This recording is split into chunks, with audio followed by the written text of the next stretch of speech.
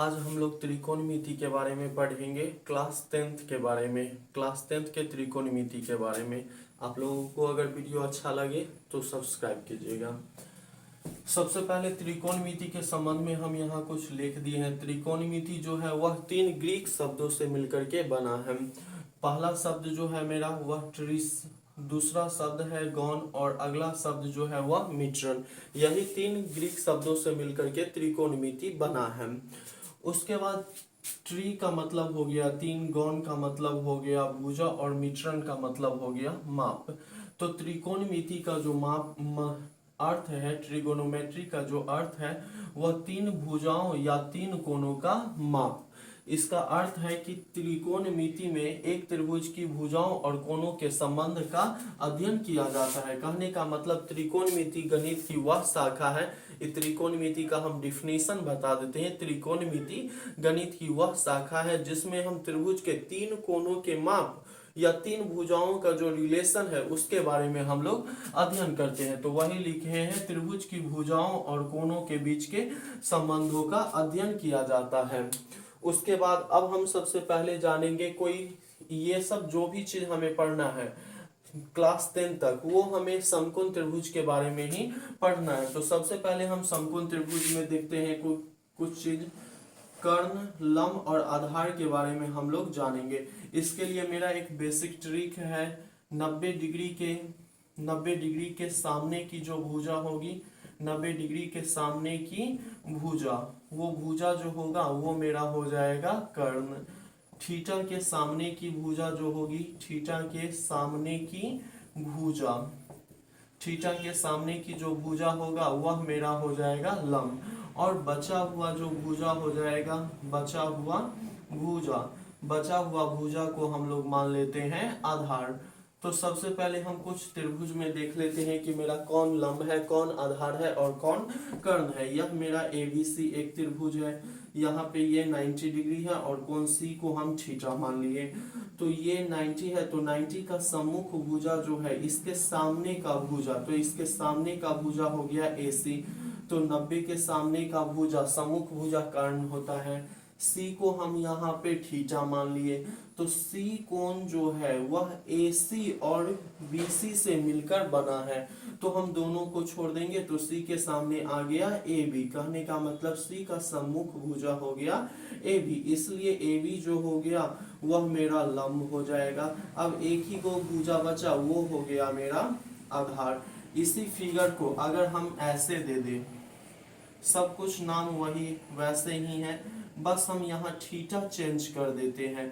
तो अब 90 है, तो 90 के लिए मेरा कर्ण जो होगा वो AC होगा, क्योंकि 90 के सामने का भुजा कर्ण होता है। ये थीटा है, थीटा इसको माने हैं A को, तो A की सामने की भुजा BC हुआ। तो BC जो होगा वो अभी लंब हो जाएगा। और उसके बाद जो बच गया भुजा, वह भुजा मेरा आधार हो जाएगा। इस तरह से हम और सारे को फिगर सब के बारे में देख लेते हैं। एक मेरा ये फिगर है, इस तरह का भी हो गया, यह P है, यह Q है और ये R है। यहाँ पे ये मेरा थीटा है और यहाँ 90 डिग्री P पे है। तो 90 के सामने का भुजा हो गया QR, तो QR कर्ण हो जाएगा। यह थीटा है, तो इसके सामने की भुजा PQ हो गया, तो ये लंब हो गया। जो बचा वही मेरा हो जाएगा आधार। इसी फिगर को एक और हम देख रहे हैं यहाँ पे, यहाँ ये PQR हो गया और अब जो है Q थीटा हो गया। तो Q के सामने का जो भुजा है वो PR है, तो PR लंब हो गया। P पर 90 डिग्री है, तो ये इसके सामने की, P के सामने की भुजा QR हो गया, तो QR कर्ण हो जाएगा। और ये जो है यही मेरा हो जाएगा लंब। ठीक है, तो इतना हम इसके बारे में जान गए हैं। अब हम थोड़ा सा आगे जानते हैं त्रिकोणमितीय अनुपातों के बारे में। त्रिकोणमितीय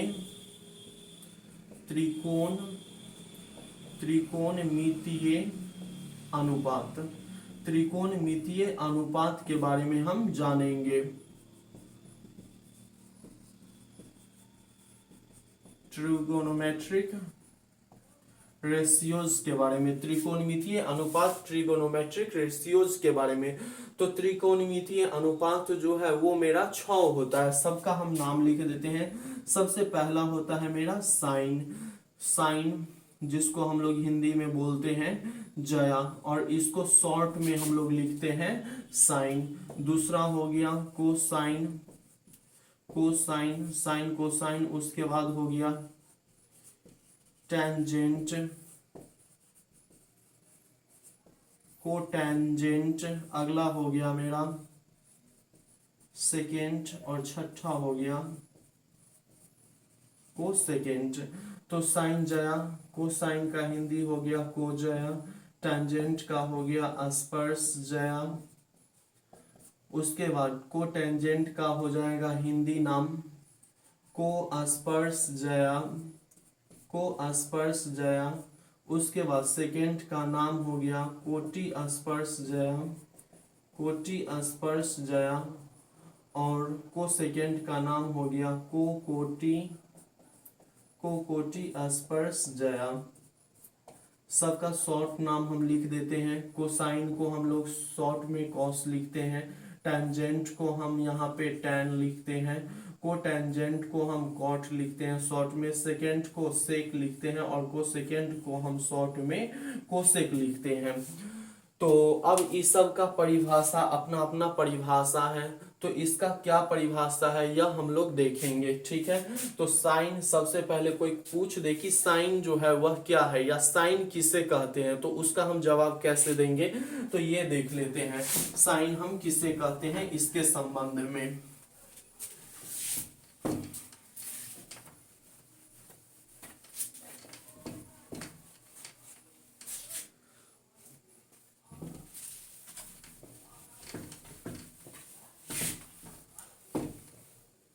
तो सबसे पहले हम साइन के बारे में जानेंगे, साइन किसे कहते हैं। तो किसी समकोण त्रिभुज में, किसी समकोण त्रिभुज में, समकोण त्रिभुज में लंब और कर्ण के अनुपात को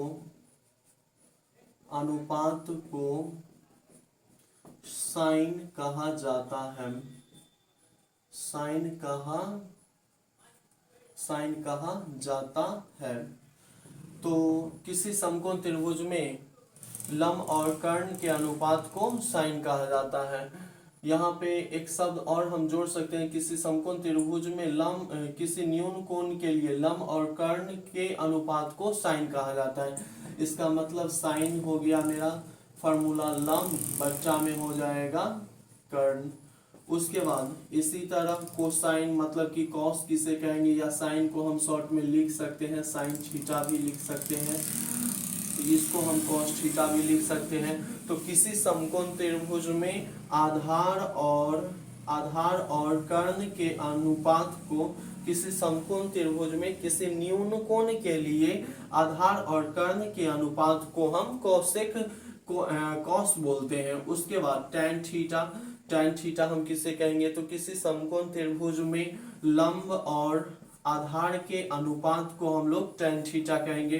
कॉट थीटा किसे कहेंगे, तो किसी समकोण त्रिभुज में आधार और लंब के अनुपात को हम लोग, लंब के अनुपात को कॉट थीटा कहेंगे। सेक थीटा किसे कहेंगे, तो किसी समकोण त्रिभुज में, किसी समकोण त्रिभुज में कर्ण और लंब आधार के अनुपात को, आधार के अनुपात को सेक थीटा कहेंगे। और कोसेक थीटा किसे कहेंगे, तो किसी समकोण त्रिभुज में कर्ण और लंब के अनुपात को हम लोग कोसेक थीटा कहते हैं।